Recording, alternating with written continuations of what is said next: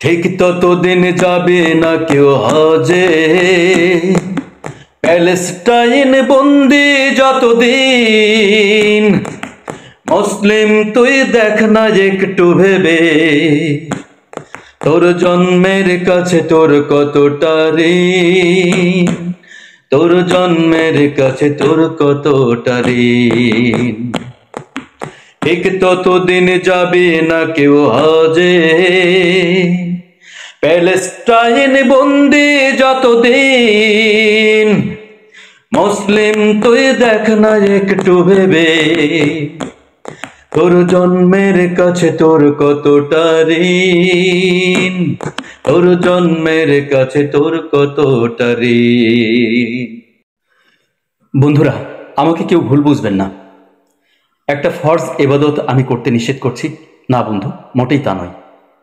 প্রতিদিন বুকের ভিতর রক্তক্ষরণ হচ্ছে, সেই দুর্বিষহ বেদনা থেকে এই গানটি করার চেষ্টা করছি।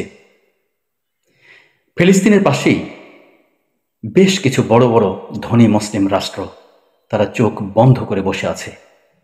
তাদের প্রতি ঘৃণা, তাদের প্রতি চরম ঘৃণা থেকে প্রতিবাদ জানিয়ে এই গানটি করার চেষ্টা করছি। আমরা ইসরায়েলের পণ্য বয়কট করছি কেন বন্ধু? এটা প্রতিবাদ। আমরা ইসরায়েলকে ধরতে পারছি না, মারতে পারছি না, কিছুই করতে পারছি না। আমাদের জায়গা থেকে যেন আমাদের টাকা দিয়ে ইসরায়েল কোনোভাবেই একটি বুলেট ক্রয় না করতে পারে, তাকে অর্থনৈতিকভাবে বয়কট করা। কিন্তু ফিলিস্তিনের পাশেই বেশ কিছু ধনী মুসলিম রাষ্ট্র আছে, তারা কি করছে?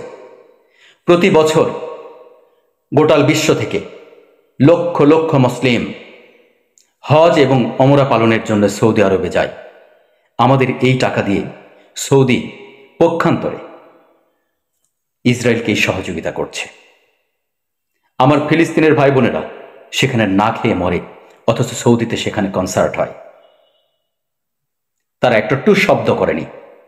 শুধুমাত্র আমার এই প্রতিবাদ সৌদির সরকারের বিরুদ্ধে, শুধুমাত্র আমার এই প্রতিবাদ মুসলিম বিশ্বে যেসব শাসক আছে, যারা মুখে কুলুপ আঁটিয়ে বসে আছে, সেই সব শাসকের বিরুদ্ধে।